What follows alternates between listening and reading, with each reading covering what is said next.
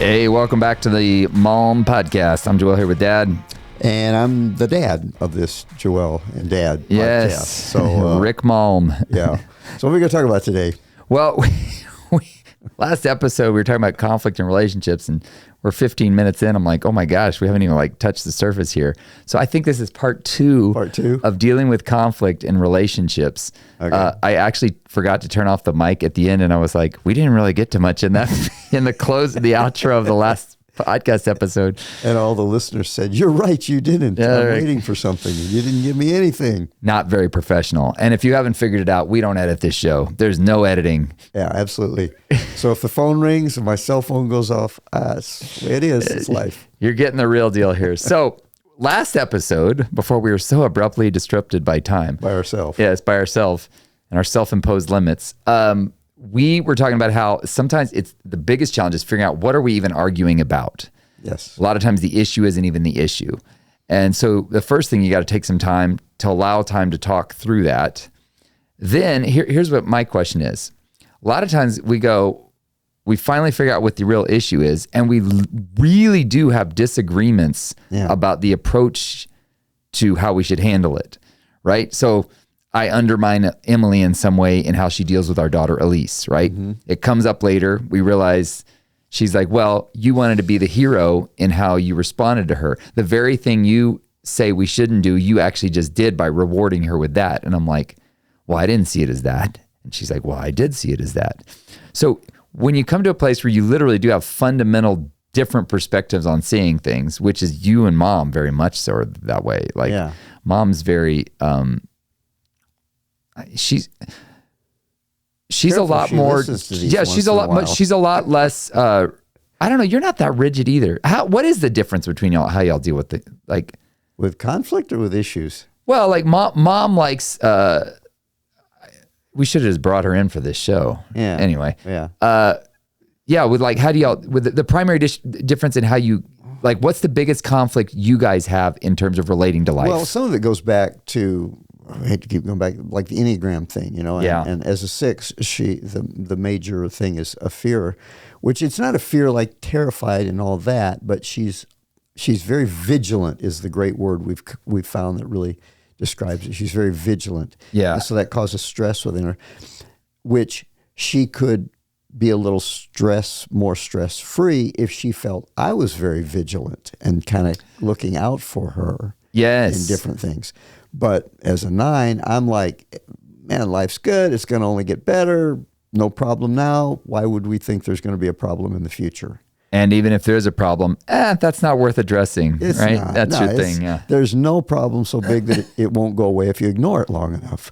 The worst possible advice. It's kept me going for 70 years. No ulcers, no stress. It's interesting because I was talking to a counselor the other day, and he was talking about the idea that sometimes our parents, the imprint they leave on us. And one of the imprints I left is I'm kind of vigilant myself. Exactly. And the things I would oftentimes be like, Dad's not going to take care of this. I better take care of this. Little does she know that I really am paying attention to what's going on around us. And then ignoring it. Well, yeah, that's true. Well, it doesn't need to be dealt with. So it's not just Mom, I'm with you. I had the same impact on me. I'm ruined for life because of that. Yeah. Well, so that is kind of one of the things that I realize, she tends, because again, if we're with you or say traveling or something, she feels very relaxed and very things are in control. Whereas with me, I really can get by on my own. I can make it to the next gate at the airport. I can figure it out when we're supposed to be somewhere. But I don't worry about it half an hour ahead of time. When we land, as we're coming off the plane, then I'll figure out where the next gate is. Right. I don't need to know 45 minutes. It might change. Who knows? So a lot of y'all's conflict has to do with her feeling like you're not thinking ahead enough. Right. Exactly. In fact, the times when I've realized that and I've said, okay, I just kind of tell her, look, I got this. Just relax. I'm going to take care. And I'll tell her ahead of time, okay, I know the gate.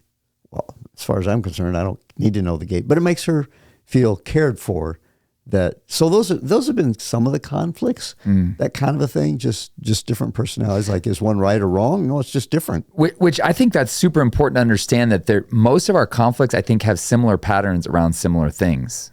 Yeah, and I think that is a big one. Yeah, that shows itself in many different ways. She just seems stressed over something, and if I didn't realize, I could really. Okay, I'm looking ahead. I've got the plan. I know what we're going to do. But if I don't tell her that, that didn't help. It's kind of like unexpressed love. If you really love somebody but you're not expressing it, then that doesn't help them. And if I'm planning ahead and I'm looking out for things, like when we're in a situation that's a dangerous situation, I'm always on guard. I really am. I'm paying attention to what's going on. But if I don't tell her that, but there have been times where I said, "Look, I want you to know I'm paying attention." There's this. You can just see it. Ooh. Really? Yeah. That's fascinating. It's really interesting. But I'm that way. That's why I say I really am not as clueless as I let on. I am paying attention. I'm not as aloof as it seems, just mildly aloof. Yeah, that's right. That's interesting, because Emily and I's conflict usually tends to be with her feeling run over by me. Oh, yeah. Because I'm such a force. Yeah. Our conflict always tends to come down to either me making her look foolish, like she doesn't know what she's doing. Like it's me. It's the exact opposite in a way. It is. Yeah. It is, because I had to overcompensate because I have a father that never looked out for me. You have father issues. Let's talk about that. So with her, it's always like she's like, you just take up space.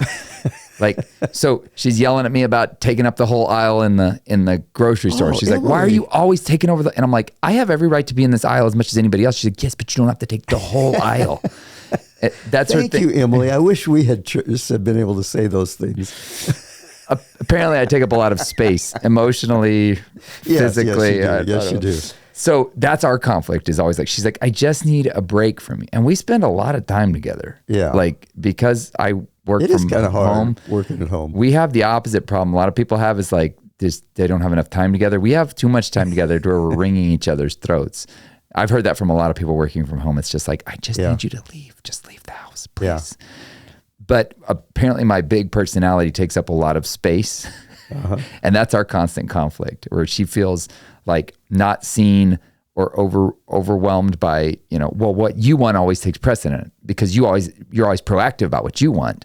Right. But when I want something, you're not proactive and you don't use the force of your will to go after that as much. I'm like, I have been guilty of that. Yeah. And oftentimes our conflicts come down to that, which I think is super important to understand, that usually it's going to come back to a root of one or two things. Yeah, that's true. What the conflict is. Yeah, and it seems to me like in both of our situations, what we're talking about here, it kind of comes back to our basic nature, our basic characteristic, temperament, personality, whatever you want to call it. Yeah.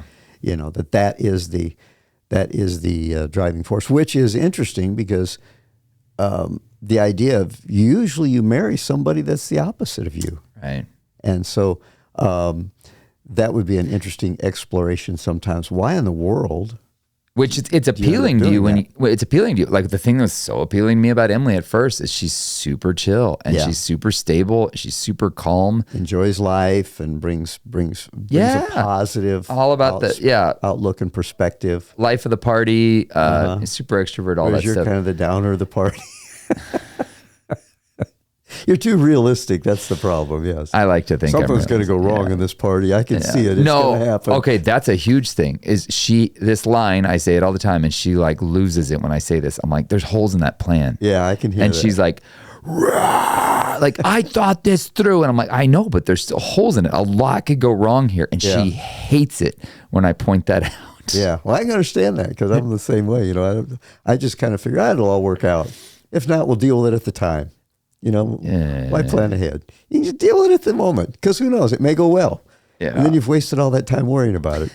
That goes back to the idea of how you approach anything is how you'll approach everything. And when you start to kind of understand that fundamental temperament of your spouse, if their thing is safety, right? That's where the Enneagram is so helpful. It is. It really is. Apart from it being completely demonic and from Satan, it's very helpful. Well, Satan every now and then comes up with something good too. Oh, wait a minute. We can't delete that, right? This is live and we don't. Giving the devil his due, whatever they call it. But the Enneagram talks about these motivations, right? Yeah. Supposedly, Enneagram was created by Saint Anthony in the desert. People would come to him expressing their frustrations in relationship to God, and he came up with these 9 ways, right? So the 1 is like rightness. We want things to be right, and the duty is important, and doing the right thing. And maybe that's your conflict with your spouse. Your spouse thinks there's only one right way to do things, right? The Enneagram 2 is all about help and caring and wanting to be needed. And if you're not ever somebody that needs their help, they can feel very unfulfilled, right? And number 3 is about achieving. That's the drive, right? So I've learned in dealing with people who are Enneagram 3s is you want to affirm them that you're successful, you're doing things well, right? In the 4, it's all about uniqueness, right? You don't value my uniqueness, right?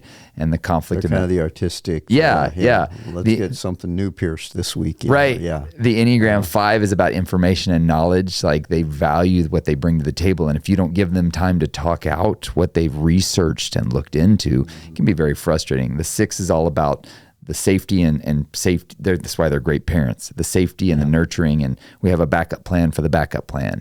Yeah. And aren't most people like majority? Yeah, they say up to 60% of the population is Enneagram 6s. So that's high, but up to 60% possible, right? Yeah. Number 7 is about kind of fun. This is Emily. It's about the fun and the joy and the just. Let's if it ain't fun, it ain't worth doing, right? Yeah. And then the 8's the real problem child, right? The 8s hold everything together. I'm just kidding. I'm an 8. The 8s are all about they thrive on conflict and stirring things up and just kind of create. Donald Trump is an 8. Just like let's tariff everybody and see what happens. Yeah. So and then when you achieve your highest point, you become an Enneagram 9, right? Yeah, yes, exactly. Yeah, yes. But 9s, their thing is peace. What 9s want is peace. And so what gets in the way for 9s is when something disrupts their peace, when they're in charge of a large organization and there's all these things that are happening and you're like, I just want peace. Yeah. So that's it's not a hierarchy, by the way. It's not a hierarchy. Totally no, they all have their own place. If anything, it would be reverse, 9 then 8, because I'm an 8-9. So I like to think I'm second to the highest, right? I'm just kidding. Yeah.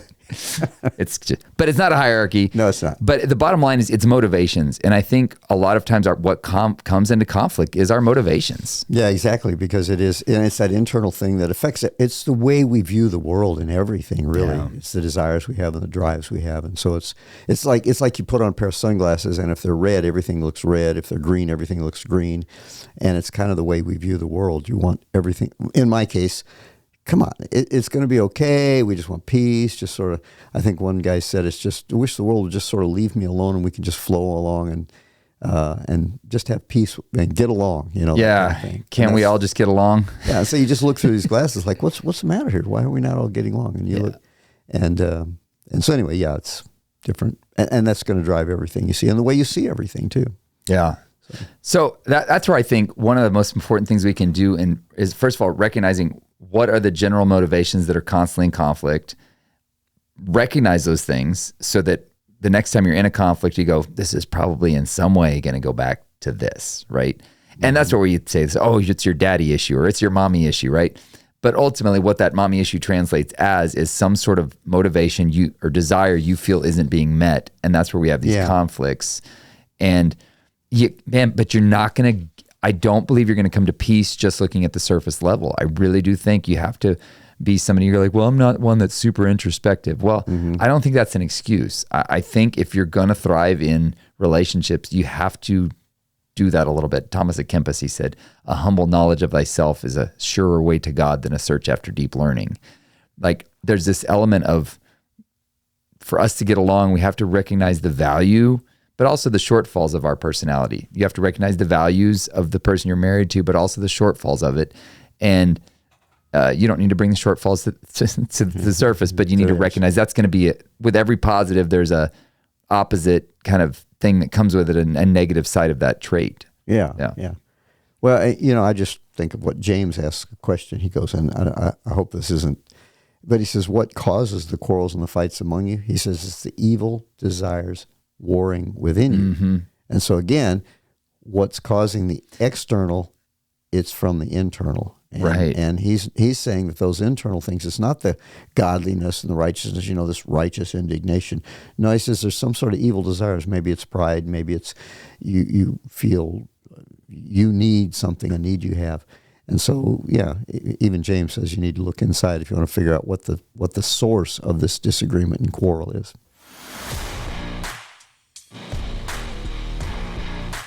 Thanks for listening. Please consider sharing this with your friends on the platform of your choice. For more from Joel Malm, visit joelmalm.com. For more from Rick Malm, visit rickmalm.com. Our podcast music was produced by Alex Burleson.